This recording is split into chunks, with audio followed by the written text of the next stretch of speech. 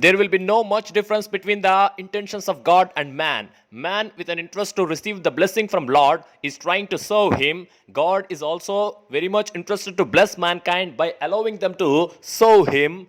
But instead of getting blessing, man is getting curse, and instead of becoming eligible for the paradise and heaven, man is becoming eligible for hell and lake of fire. Why is it so? The reason comes in the difference, the way we choose to serve God. So a deep introspection is needed in the human life such that we can serve the true God in a true manner, such that we may not have any regrets in the future. Now, taking the historical example of River Jordan, let us try to understand how mankind is missing the will of God, and how to introspect ourselves, and how to make ourselves correct and walk in the divine way such that we may not have any regrets at the end of the day.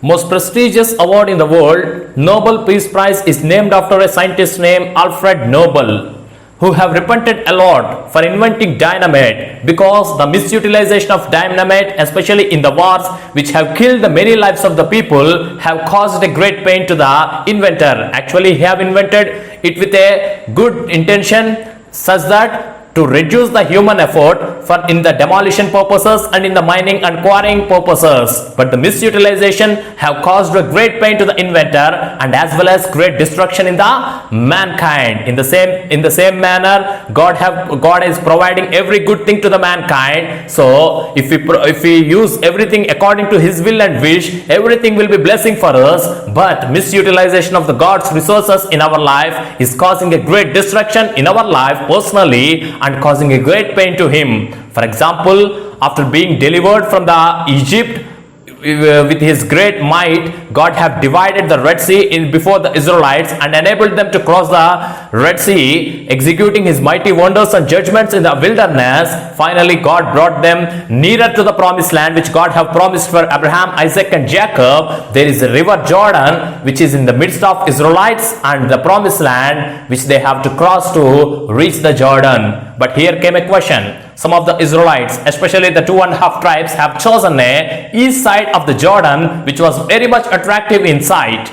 But some people have crossed the Jordan and conquered the promised land which God have chosen for Israelites. So what is the difference here? Some people have chosen the attractive place, and some people have went into the place where God have decided for them. So there is a great difference here. Misutilization of resources will result in great destruction and will cause great pain to the Creator. In the same manner, Israelites who have chosen this attractive place have lost much in their lives. In this prominent biblical facts 30th session, we are going to, in the full message, we are going to see verse by verse how attractive the world is, and how we are being exhorted to misutilize the resources which God provided unto us, and finally we will bring destruction upon ourselves and cause great pain to the destructor, great pain to our Creator. So we have to learn all these things in the full message. Amen.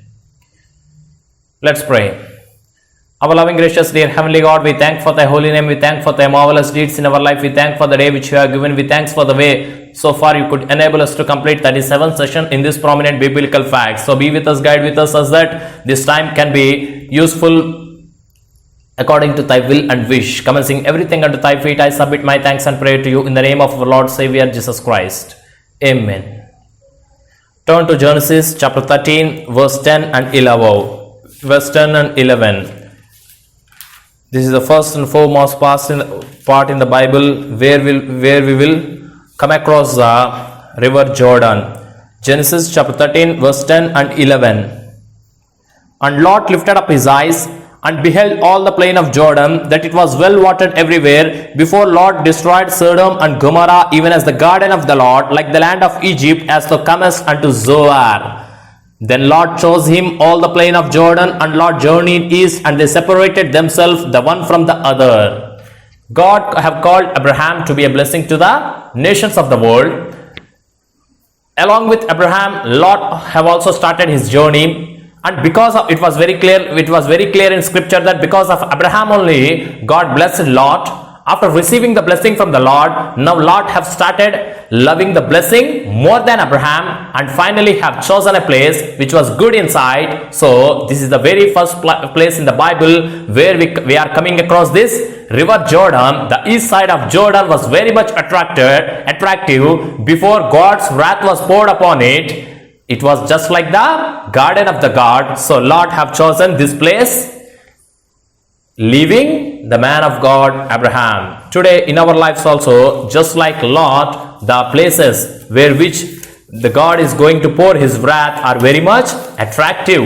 It is true. Actually, they will be good in our sight, but what is their final destiny? The wrath of the Lord will be poured over there. So Jordan is the place where they have to cross and conquer the promised land. And at the same time, the east side of Jordan is very much attractive, but the wrath of the Lord will be poured upon there. So we have to be very much cautious and careful in this life where Satan is clever and cunning enough to provoke us and miss the will of God. Now coming to the Genesis chapter 32 verse 10. What happened in the life of Jacob? I am not worthy of the least of the mercies and of all the truth which thou hast shewed unto thy servant, for with my staff I passed over this Jordan. Actually, he is supposed to live in the promised land, but the anxiety or the misutilization of resources, just like I have mentioned in the previously regarding the dynamite, when he tried on his own to get the blessing from the Father instead of blessing, just like as he told, he got the curse, and finally it happened for him to leave the promised land and crossing the Jordan. And I think it's not necessary for me to explain the life of Jacob, how troublesome it is, and what are the consequences which he faced after choosing his own way to get the blessing. So crossing the Jordan is a mark of spiritual life to enter into the promised land.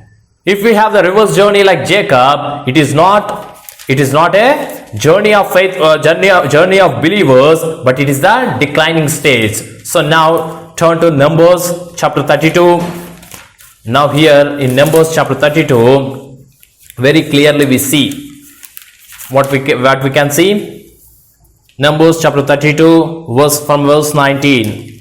Here these 2.5 tribes, what they are saying: for we will not inherit with them on yonder side of Jordan or forward, because our inheritance is fallen to us on this side Jordan eastward. As I have said previously, the east side of Jordan was very much attractive, which Lot have chosen and lost everything in his life, and after declining in his spiritual status, it happened for Jacob to cross the Jordan. And here it was very much clear that these 2.5 tribes, Reuben, Gad and the half tribe of Manasseh, what they are telling: we don't want anything in the promised land which God is giving unto us, because we have chosen already, we have got the heritage here. Yes, God have given permission them to have that particular heritage, but it is not God's wish, it is their own decision to have the land over there. Look, what are the consequences if we choose on our own? We have we are very clearly we are aware about the life of Lot, and very clearly we can study in this verse, Judges chapter 10 verse 8. Judges chapter 10 verse 8. And that year they vexed and oppressed the children of Israel 18 years, all the children of Israel that were on the other side of the Jordan, in the land of Amorites, which is in Gilead. Very clearly it was mentioned here, other side of Jordan. There are two sides of Jordan. This is the east side of Jordan, which was very much attractive, and the 2.5 tribes have chosen to have the heritage over here only, not crossing. Don't think that there is no promised land or there is no land left over there. There is much more land which was being occupied by the Gentiles in the midst of Israelites. So these 2.5 tribes can easily cross the Jordan and possess that land. But instead of possessing that land, they have chosen here. And what were the consequences? Very clearly, it was in the verse 8 that they are oppressed, they have vexed and oppressed the children of Israel. Today they do not have any secondary option. Whenever a king comes upon Israelites to fight against them, these 2.5 tribes are standing first in line to get the loss or damage or destruction. So these places are being vexed and oppressed. When they have chosen the heritage for them, it may throw an impression to all of us, to the remaining members, that what it may throw that they have got the heritage very soon. Very soon, before they crossing the Jordan only, they have got the heritage. But what is the final consequence? They are losing much. Whenever a king comes against the Israelites for war, these 2.5 tribes are losing much. They are being vexed and oppressed and causing a great destruction, just like the decision of Lot, which brought a great destruction upon him. Here, these people are being oppressed. So this is the final destiny. So now, if you turn to the Deuteronomy chapter 11 and verse 31, what is the divine wish? What is the commandment of the Lord? Here very clearly God have mentioned in the Deuteronomy chapter 11 verse 31.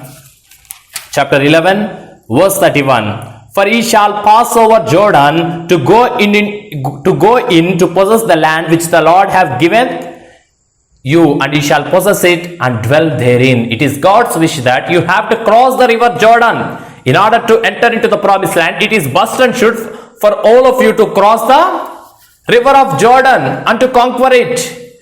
And coming to the chapter 12 verse 10, but when ye go over Jordan and dwell in the land, so we have seen the consequences, the people who did not cross the Jordan and possess the promised land. But if you are obedient enough to cross the Jordan and possess the promised land, here very clearly it was saying that your God shall choose to cause his name to dwell there. Thither shall he bring that I command you your burnt offerings. And in verse 8,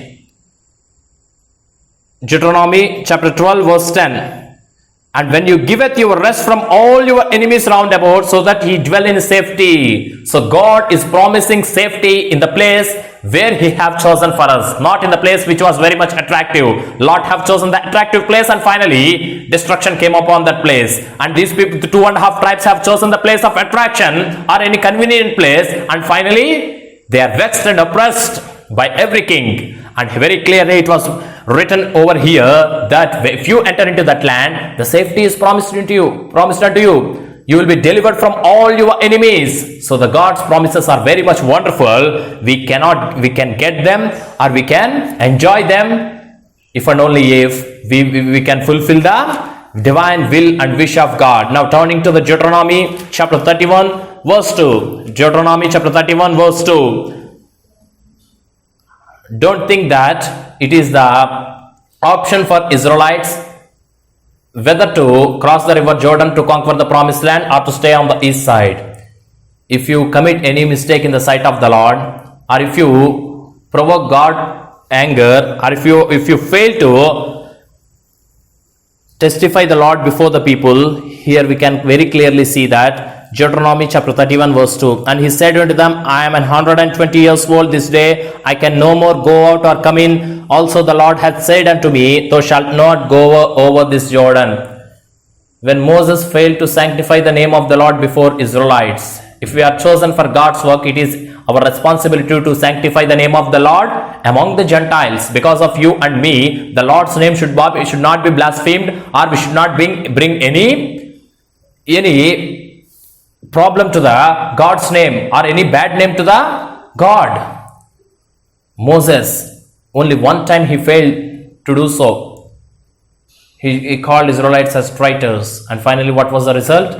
It is God's command that he have no right to pass over the Jordan. So in our lives, if we are not living according to the will and wish of God, we may lose this chance to cross the river Jordan and enter into the promised land. Now turning to the Joshua chapter 3 verse 15. Joshua chapter 3 verse 15, it was very clear here that, and they that bare the ark were come unto the Jordan at the feet of the place that bare ark were dipped in the brim of the water. So now here comes the difference. When Israelites have started their journey to cross the Red Sea, before they cross the Red Sea, God have blown the east air and finally divided, and Israelites have crossed the Red Sea. Now coming to the part of Jordan, which is completely the responsibility with which we have to go forward according to the faith which we have upon the Lord, until and unless the feet of the priests have touched the brim of the water, the Jordan was flowing like anything. Actually, Jordan is not a great river, just like in the book of, we could see very clearly in the book of Kings, Naaman is saying that it is not a great river. Even in the times of our Lord Jesus Christ also, we could very clearly see that Jordan River is not full of water. There are places where there is no water also. So, but this is the season where the water will flow like anything. So with a great might the water is flowing. So now, unlike Israelites have crossed the Red Sea, here with faith the priests went into the water. When the feet of the priests have touched the water stood still, quite contradictory to its nature. What is the water will flow according to the gravity, quite contradictory to its nature. No, water stood, and all Israelites have crossed the Jordan, and finally 12 stones were built over there. And what was the reason to build all those stones over there? Whenever the next generations will ask Joshua or any other Israelites that what is the meaning of these stones, they have to say that when we started crossing this Jordan, God have stopped the water in a wonderful manner, in a miraculous manner. So that was the message over there. So these priests feet have touched the brim of the water stood still, and they went into the midst of the Jordan, and they until and unless all Israelites, the lakhs of Israelites have crossed the Jordan and entered the promised land, these priests are in the midst of Jordan. In the Red Sea it was not like that. Everyone are running, but here not everyone are running. The priests who are holding the Ark of Covenant on their shoulders have stood in the midst of the Jordan, and finally 12 stones which stood over there are giving a message to the coming generations, even to you and me, that God will execute his mighty wonders. But in order to taste his wonders, what we should have? We should have faith in our life, just like the priests who entered into the water which is flowing, and afterwards God have created a great wonders over there. Now coming to the Joshua chapter 4 from verse 5, and Joshua said unto them, pass over the ark of the Lord in the midst of the Jordan. So here Joshua have commanded. This is a wonderful mighty deed of God which we should not forget, which we should even tell to our future generations. So don't take anything for granted, or don't forget anything which God have executed in a wonderful manner in our life. We have to pass it on to the generations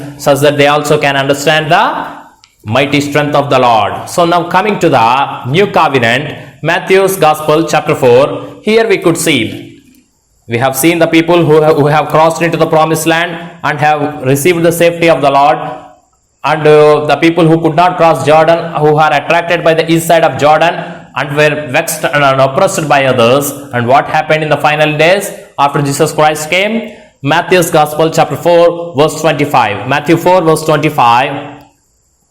And there followed him great multitudes of people from Galilee and from Decapolis and from Jerusalem and from Judea and from beyond Jordan.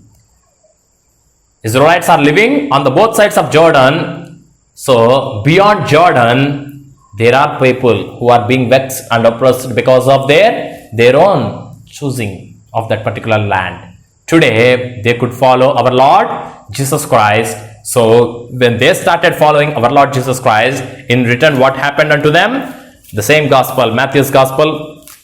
Turn to Matthew's Gospel chapter 19 verse 1. And it came to pass that when Jesus has finished these sayings, he departed from Galilee and came into the coast of Judea beyond Jordan. It was first the people who are beyond the Jordan are coming to listen towards our Lord Jesus Christ, and afterwards even Jesus also came unto them. So finally these people who are being vexed and oppressed for their decision of choosing the land which is east side of the Jordan are finally received the grace of the Lord through our Lord Jesus Christ. Today don't consider your life and I should not consider my life, or you should not consider your life as the people who are obedient to God. Yes, just like the people who have went into their own way of attraction, we have left our Lord Jesus Christ, missing the will of God. We might have gone into the world, but still, if you are ready enough to listen to the word of God, just like the people who are beyond the Jordan who followed our Lord Jesus Christ, if we are obedient enough, the Lord will come unto us, and everything will be, the problem will be not minimizing the problem will be eradicated in our lives. He will pay the way of salvation in our life. So just like the people who are obedient, even the people who are disobedient also When they become obedient, they started receiving the grace. So let God enable all of us we are not obedient, we are disobedient. So even unto us also, Lord will expand His great mercies. And finally, just like the people who are beyond Jordan could invite our Lord Jesus Christ, let us invite our Lord Jesus Christ and finally receive the eternal blessing. Amen.